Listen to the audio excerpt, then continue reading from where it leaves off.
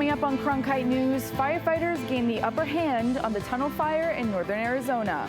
We take a look at how weekend weather conditions are shaping up. Plus, after serving time in prison, one Valley veteran has really turned his life around, even finding himself personally invited to the White House. We share his inspiring story of getting a second chance. And later on, break it down how two women of color are tackling racism by bringing people together for a meal. Cronkite News starts now. Good evening and welcome to Cronkite News on Arizona PBS. I'm Atria Mineshny. And I'm Kelly Donahue. Thank you for joining us.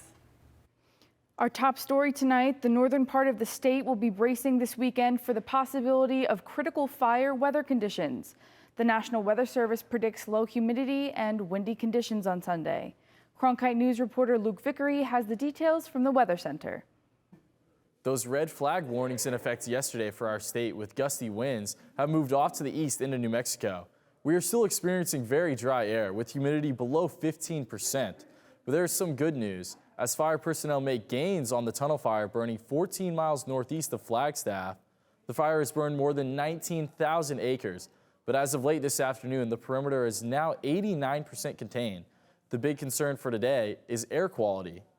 Taking our eyes off Flagstaff towards the fire, down back towards Phoenix, you can see pretty light winds throughout the weekend. And what that's going to do, combined with high pressure and our very low humidity, is that's going to make our ozone a very poor air quality all the way up to the 101 to 150 range, unhealthy for sensitive groups. So if you are in one of those people that is unhealthy for sensitive groups, you might consider exercising inside, maybe staying more indoors in general that day.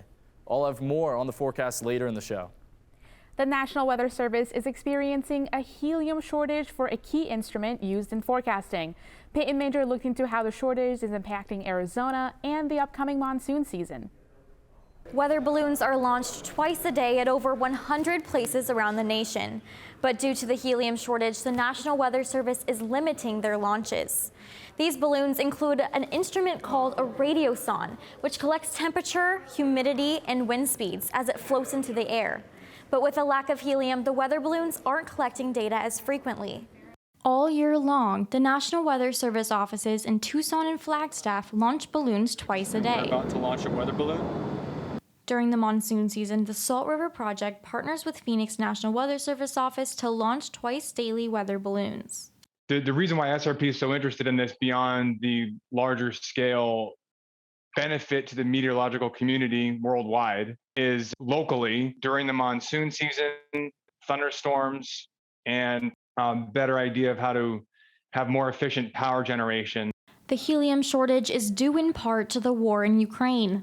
Russia is one of the main suppliers of this gas for the United States. With a lack of helium, the Phoenix National Weather Service will restrict weather balloon launches to only severe weather days.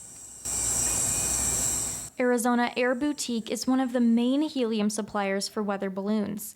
They've noticed a major spike in helium costs. When I first took over the business, the retail price for a tank of helium was about $40 retail. It's now about $180.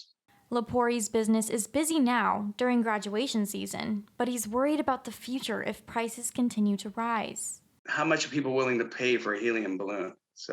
Because it's going to just continue to escalate in the price. As for weather balloons, the National Weather Service released a statement saying forecast accuracy won't be affected by the helium shortage. In fact, they say most of the weather balloons in America are fueled with hydrogen instead of helium. Salt River Project still uses helium and is concerned about supplies for the monsoon season. In stock at SRP, we have about 25% of the supply we would need this summer to get through a whole summer business as usual. Right now, we can't order more. This month, there's basically no more helium available to come right now. Weather offices in Phoenix and Tucson continue to use helium, saying it's a safer option in urban areas. But they are looking for other methods to fuel their balloon launches. In the newsroom, Peyton Major, Cronkite News. The last member of the ISIS cell known as the Beatles, a British group of fighters, was sentenced to life in prison. They took part in a hostage scheme that led to the death of 4 Americans, including Prescott resident Kayla Mueller. Alexander Cody pleaded guilty in September for the hostage scheme. As part of his plea, Cody will be transferred to the UK, where members of his family live, to serve the rest of his term after serving 15 years in the U.S. Before his sentencing, 12 family members of the victims gave heart-wrenching statements in court of their loss and tragic struggle. From homelessness to hope. That's the journey that one Valley veteran, a former inmate, has made. And it took his story to the White House this week, as Cronkite News reporter Alexia Stanbridge reports from our Washington bureau. I didn't think it was real. Talking is nothing new for Arizona resident Ray Perez, who has won national acclaim talking about getting his life back together after prison. But when he was asked to tell that story for the White House, Perez was at a loss for words. The exact words for them were, "We want you to share your story with the world," and I didn't know how to respond to that. He must have said yes. Perez was one of 6 people telling their re-entry stories Tuesday at the White House Roundtable for Second Chance Month, highlighting efforts to help former inmates get back into society. For somebody like myself that's been down some very dark roads, all the struggles that I've been through up and through my entire life with addiction and homelessness and incarceration, to be asked to share my life story. The roundtable came as President Joe Biden pardoned 3 inmates and granted clemency to 75 others, and announced a package of plans to help ex-prisoners. The actions we're taking today will have a real impact for someone trying to land a job, find a safe and affordable place to live with their children, and get back on their feet. Those actions include investing in access to health care, housing, education, job opportunities, veteran support, and more. A good job helps someone who was incarcerated take care of themselves and their families, reduces the risk of homelessness, and offers a sense of dignity, purpose, and agency. It was in prison that Perez learned about Department of Veterans Affairs programs to help vets like himself. After his release, he worked with the VA as a peer support specialist, the first to do outreach inside prisons. He also launched Operation Restoring Veteran Hope, a Phoenix nonprofit where vets have helped other vets for the past 5 years. We share our life experiences with them, our struggles and our hope, and we help inspire them to make positive life changes. Perez says he realizes that Second Chance Month is not going to solve all the problems for vets. I didn't get it right the first time. I've had many failed attempts at recovery. But he says it's good to recognize the issue. I believe in second, third, fourth, fifth chances. In Washington, Alexia Stanbridge, Cronkite News.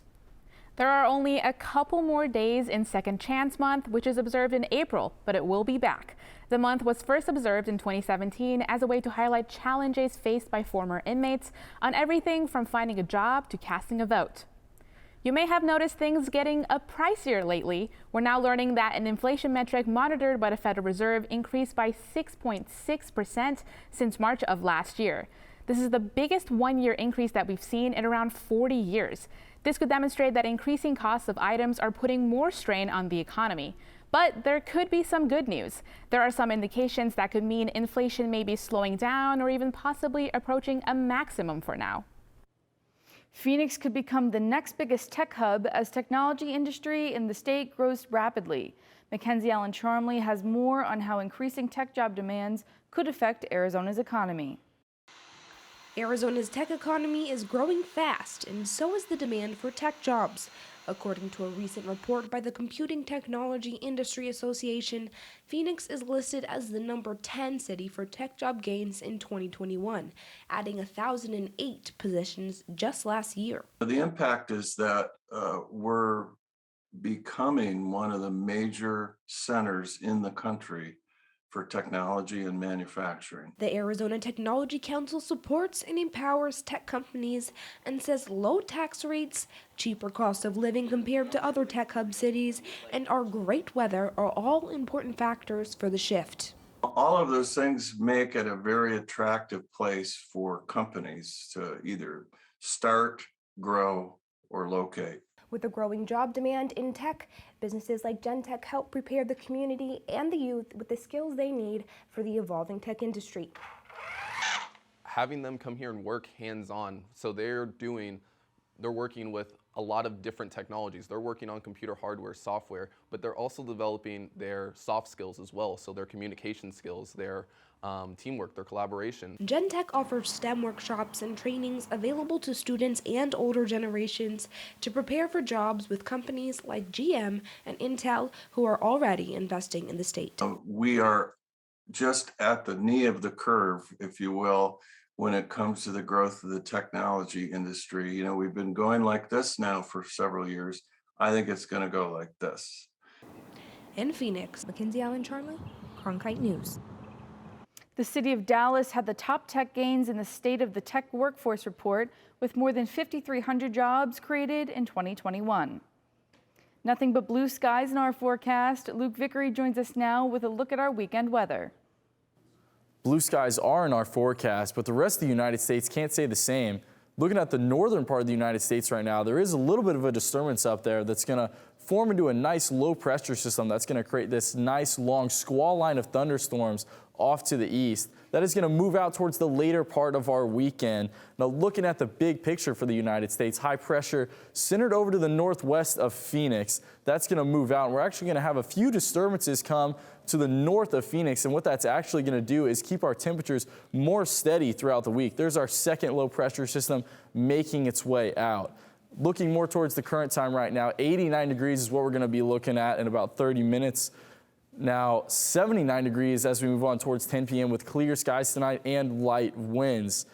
At 96 degrees will be our high temperature for tomorrow, a little bit above our seasonal average for this time of year, 70 degrees up towards Flagstaff and 93 degrees down towards Tucson. Now, our temperatures will drop a little bit with those disturbances coming through, 93 degrees on Monday, and that will be almost our lowest high temperature of the week. Our temperatures will come back up later next week. In the Cronkite News Weather Center, I'm Luke Vickery.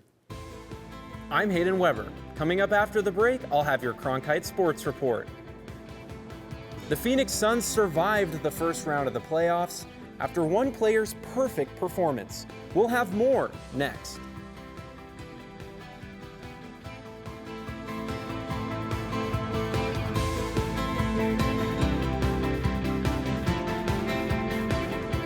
Hey, I'm Rick Steves. You know, I don't go anywhere without my passport. And now, thanks to PBS Passport, you can travel with me and watch all 10 seasons of Rick Steves Europe and all my travel specials. This exclusive streaming service is just for our members. Not only can you see all my shows, but you can see thousands of hours of your favorite public television shows. Become a member today and get your passport.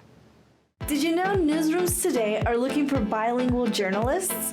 Cronkite Noticias prepares you to cover diverse communities. In Cronkite Noticias, you will obtain an unforgettable experience. Nopales como este van a tumbar. Cronkite Noticias. And develop your skills with the latest technology.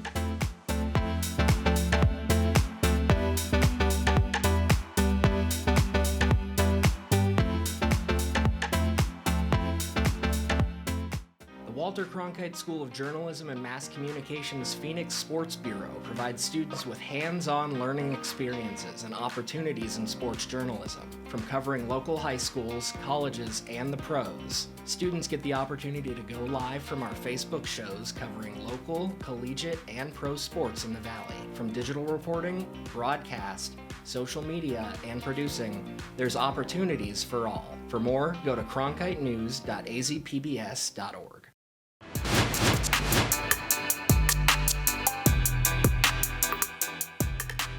Welcome back to Cronkite News. I'm Hayden Weber with your Friday Sports Report. The Phoenix Suns beat the New Orleans Pelicans 115-109 last night to advance to the Western Conference semifinals for the second straight season. The Suns will face the Dallas Mavericks in the second round. Last night, the Suns were led by the return of Devin Booker, who had 13 points and a perfect 14 for 14 shooting performance by Chris Paul. After the game, Paul spoke about what having Booker back meant for the team. Real nice to have him back. All the pressure they've been doing, all series, especially the last 3 games. It's a little bit different when you got him out there on the court. The NFL draft kicked off last night, and the Cardinals had the 23rd overall pick, but they didn't end up using it.